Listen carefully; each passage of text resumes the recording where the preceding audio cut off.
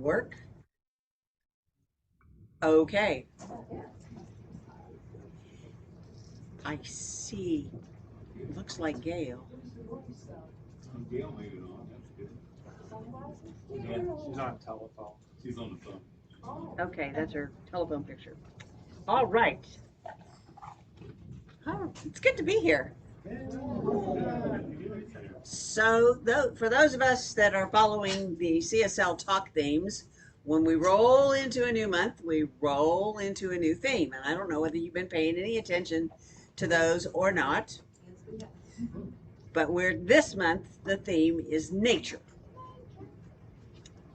Now, for those of you that don't know, I'm leading an online book study review class on Alice Bandy's book, The Wisdom of Money, listening to the spiritual message of your finances.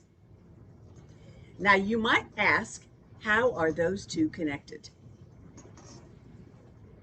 That because they don't seem like they would be connected.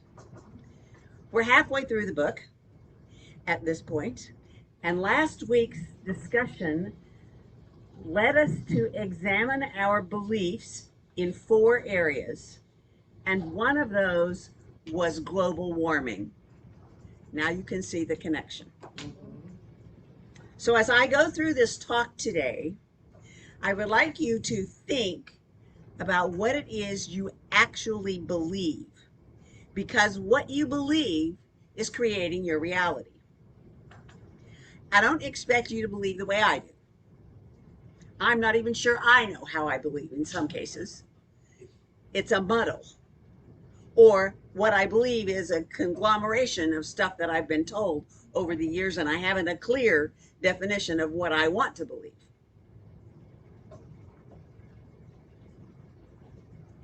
But I would expect you to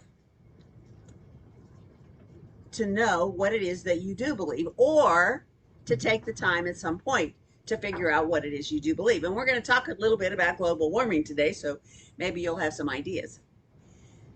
The statement that was given in the book was, global warming threatens our ability to live on this planet.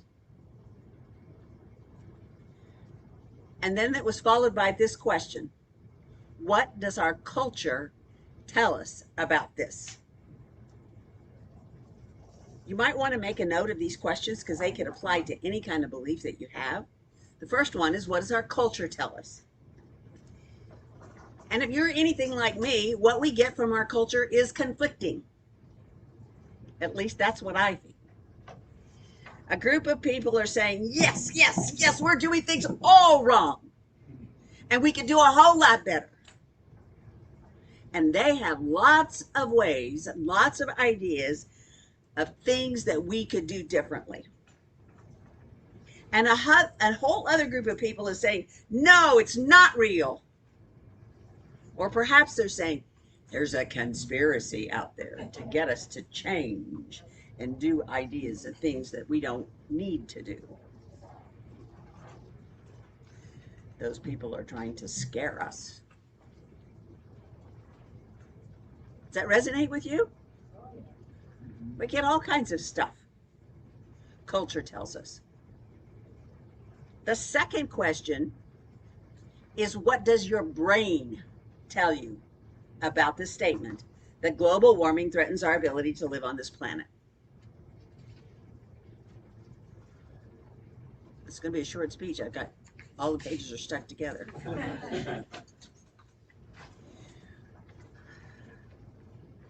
My brain says I don't, on my own, know very much about this at all. I am not a scientist who has studied global warming, and I am not a person who has studied conspiracy theories either. So my logic says that since so many scientists are saying that appears to be real, there might be evidence that it is. But I don't personally know deep in my heart the truth. The third question is, what does your heart tell you about this? It suggests that we turn inside and ask your heart what it has to say. This can be feelings and sensational actual words. And you can imagine in a class, we got lots of discussion on just these first 2 points. And then when we got everybody's heart involved, we got even deeper. So think about it for a minute. What does your heart say? My heart wants life to be easy, and generally, change is difficult. I feel love for the planet, and I feel sad for the planet. I feel sad for myself when what appears to be better for the planet is harder for me.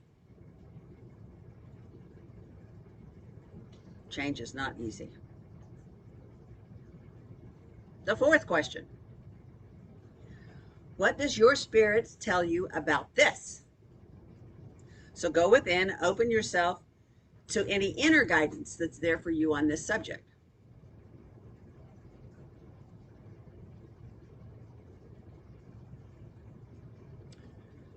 And my answer is that Spirit says it's all good. Perhaps the planet needs to die for some reason that I don't see or understand. Oh my gosh, people are just going at that thought. But maybe that's the whole bigger plan. Everything is designed to change. Perhaps the dinosaurs needed to become extinct so that we could be where we are. We'll never know because we can't go back and unextinct them, at least that I'm aware of. The universe and the earth and we are all evolving. Just a fact. Now, if you take the material in today's lesson, or the outline material, I've just kind of grabbed pieces of it, and it says, life is always in balance and alignment with itself. The first principle of life is that it is always in harmony and balance with itself. It cannot be against itself, or it would destroy itself and die. Look at the various forms of life on the planet Earth and how interdependent they are. There are small organisms in water and air and bacteria in our bodies that we are dependent on, that we don't realize, but we are dependent on them. I mean, I can't identify them and name them. Again, I'm not that scientist. Plants and trees provide oxygen and food. Animals and humans then use the oxygen and food to survive while we create carbon dioxide and waste products that are fertilized and feed the other life forms. Big circle. Water and air and earth are a vital part of this equation. The harmony and the combination of these vital elements is unique and necessary for the survival and health of all. Life on planet Earth is precious. We don't know if ours is the only planet in the universe. I'm betting it's not. Where life exists, as we know it, probably don't look like us. They might be green. And we don't have any alternative for our home should we destroy this one. Yet. That's my word. We don't have any alternative yet that we're aware of. Life is always in harmony with itself. Can't be not. So when it appears to be unharmonious, disharmonic, never mind, whatever, when it appears to be chaotic, it's not really. It's just that I don't understand it. The second point in today's talk, lesson, outline, or actually tomorrow's, is life is always expanding, growing, and evolving. We're not standing still. Even when we're sitting, we're not sitting still, even though I'm appreciative that you are sitting still and not dancing around in your seats like you can't wait till I get done. But every cell in your body is doing something right now. And the concept of evolution is not just applicable to humans, but to all of life. The theory of evolution is based on the idea that all species are related and gradually change over time. Even the rocks change when they're exposed to air or when they're exposed to water. Their change is significantly slower than ours, but they're changing anyway, too. Evolution relies on there being genetic variation in a population, because if we were all alike, we might not all change, which affects the physical characteristics, the phenotype of organisms. Oh my gosh, now we're into the science stuff. Some of these characteristics can give the individual an advantage over other individuals, which they can pass on to their offspring. How many of you have lived longer than your parents? I've lived longer than both of my parents. Well, my dad was 85 or so when he passed away. But my mother was only 63, so I'm already well ahead of that. Things go. Things change. We evolve. Life everywhere is constantly reacting to its changing environment. Is there too much or too little rain? Too much or too little sun? Is there sufficient food available? The material says plants cannot move. Oh, yes, they can. Yes, they can. They don't move easily and they don't move quickly, but they do. And those, if you have a group of plants that are growing and part of them are shaded and part of them are in the sun, they will react differently and grow differently based on where they're situated. And they do shift and move, in my opinion. You don't have to believe it because I said it. Because I am not the be all and end all of everything about anything. Some plants are able to withstand reduced rainfall while others dry out and die. I have the most gorgeous dead plant. When I moved into the house, the first year you're in a new house, you kind of watch what plants come up to see what the other person left. And there was a plant that's about this tall in front of the windows, and it had what I thought were ugly leaves, like 5 leaves, and then a cone type flower. And it was scrawny. Each piece of this bush had this thing on the end of it. And I didn't like it. I thought it was an ugly plant. I'm sorry, maybe my lack of love killed this plant. But it's got water and it got light. So I didn't do anything different to it than all the rest of them, but I didn't care for it. Well, it does not like 100-degree weather. Those little petals on the thing, they just went. And now I have a bush with, looks like dead blooms all over it. It's quite interesting. But I'm waiting to let it get a little bit more dead. Maybe it'll be easier to dig up. Most animals and humans can physically move to more favorable environments. I don't think the plant could have found a more favorable environment, even if I had been willing to pick it up and move it someplace when it's 100 degrees outside. But might choose to stay and adapt to the familiar surroundings or to unfamiliar surroundings. The ability to react and respond to these changes is a form of evolution. And the third point is, what is your definition of life?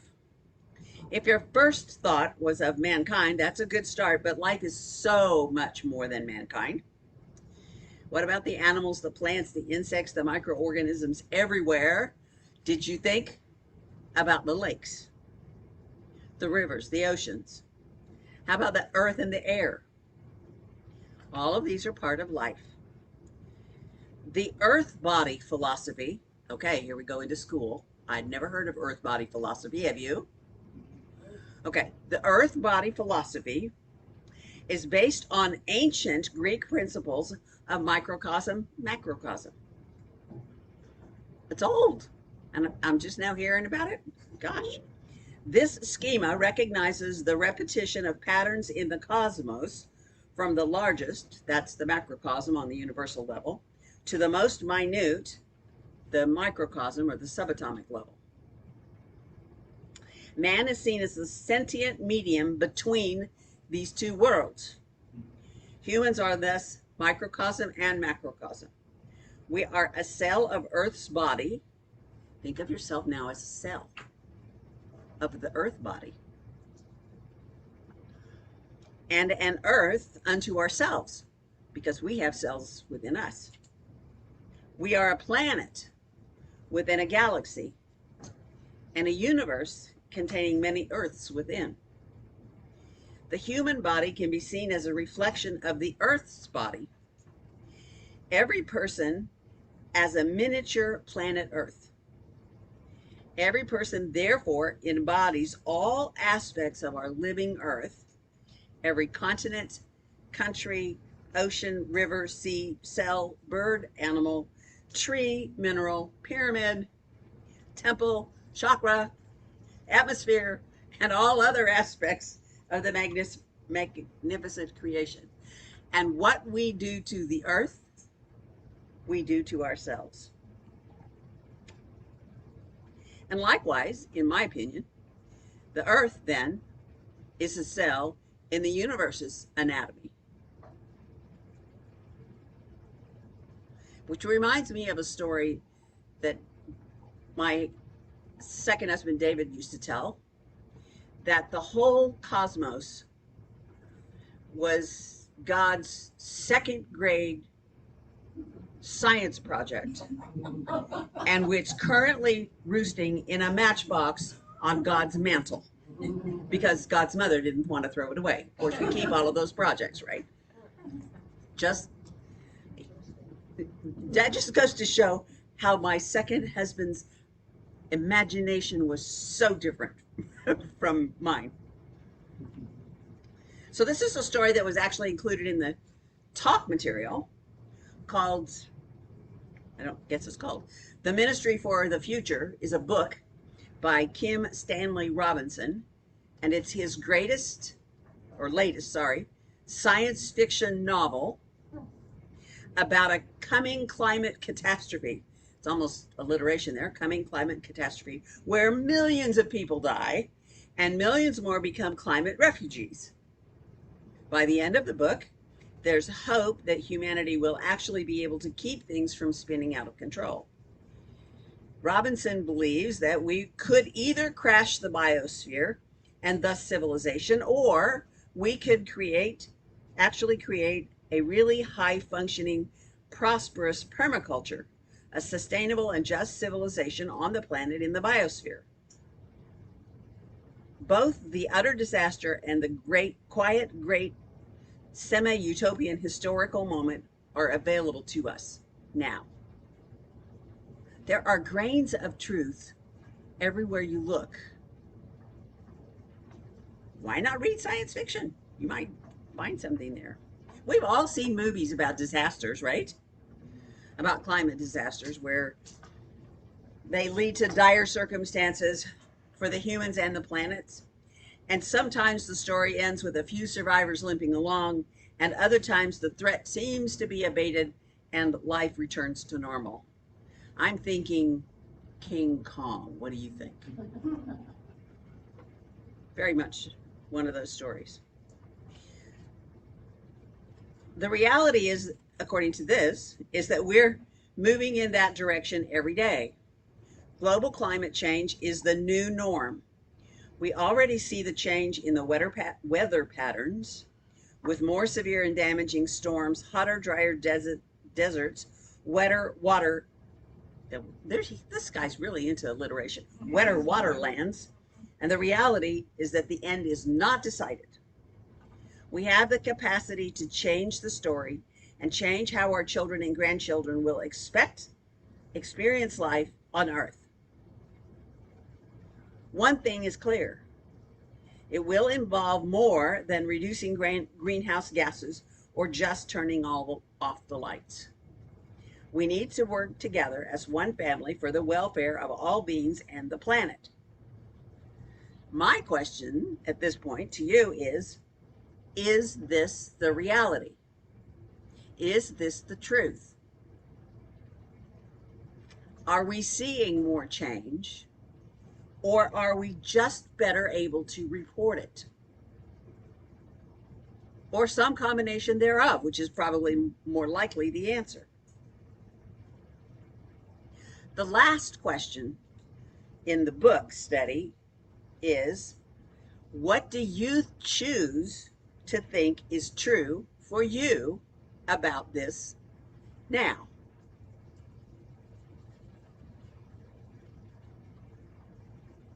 Because what we think is true for us creates the reality that we live in.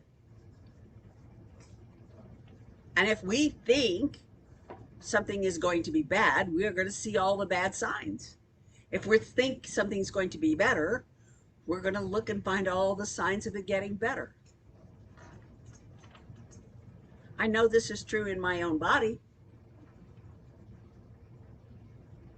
So when you damage your knee, just twist it just a little, then all day long you're like, oh, is it going to hurt when I do this? Is it going to hurt when I do that? Is it going to hurt when I do this? Oh my gosh, it hurts. Well, that must mean it's not getting better. Is it going to hurt more when I do, where's my focus? On the heart pain, on the knee that's not getting better.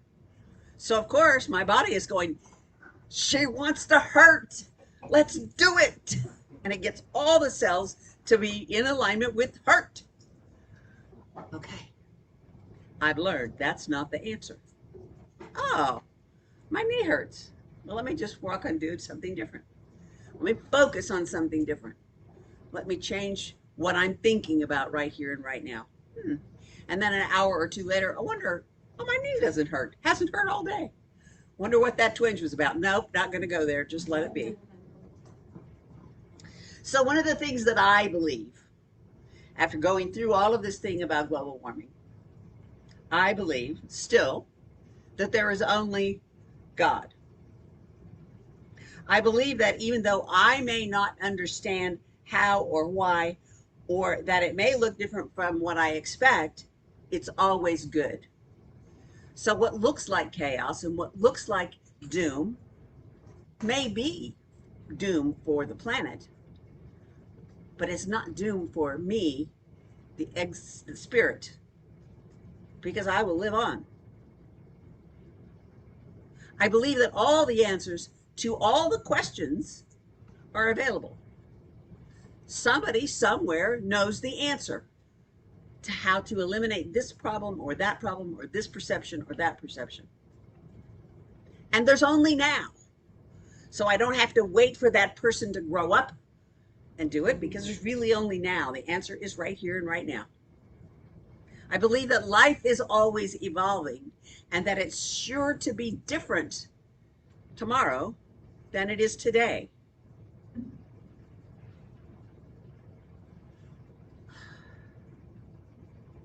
Those are a few of the things that I believe.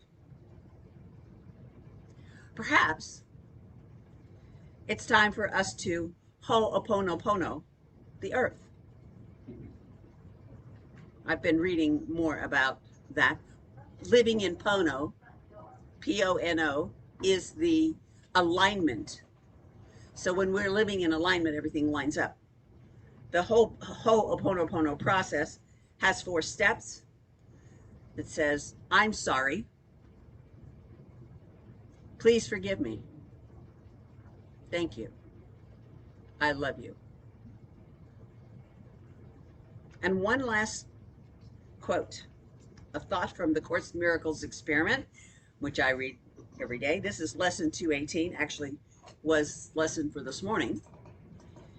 Who's to say what is and isn't possible? Do I want to believe the widely expanding Diagnostic and Statistical Manual of Mental Disorders, DSM? Do I want to believe what pharmaceutical companies insist I need? Do I want to believe that what happened yesterday is going to happen again today? Or do I want to create a new day, a new reality, a new world? So I'm going to ask you to think about what it is you believe, because what you believe creates the reality that you live in. And what you think about things and how you react to things The thoughts that go through your head affect what's going on in the world around you. What do you think in your mind when somebody says anything about global warming? Yes, it's true. It's awful. We must fix it. No, it's hogwash.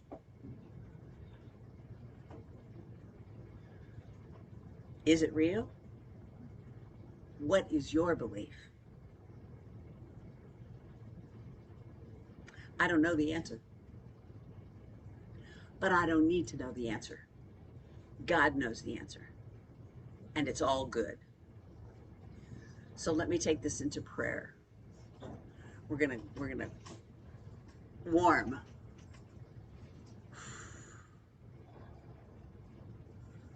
As I take a breath, I move to that place within me where I know that I am one with the divine, that God is all there is right here, right now, in and through and as every cell and fiber of my being, and my being is one with everything that exists, with the earth, with the planets, with the stars, with every cell in my being, with all those microorganisms, micro whatever, the little ones. I am one with all of that. And the power that is God is moving through me as I create with that power. And so I know that God is right where I am always. I know that I am able to shift my thoughts, to shift my perceptions, to change how I think about things, to change how I look at things.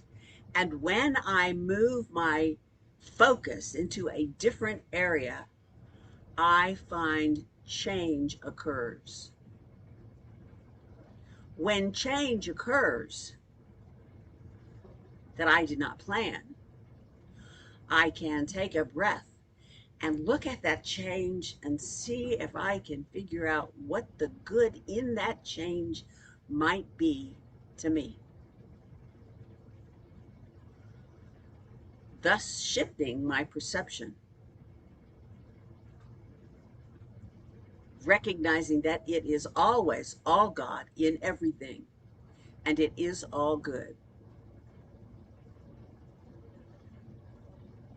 So I give thanks for my ability to recognize the truth of who I am. I give thanks for this good unfolding in this world that I'm absolutely in awe of in this moment. And so I release this prayer into the law that just says yes. And we affirm it together by saying, and so it is.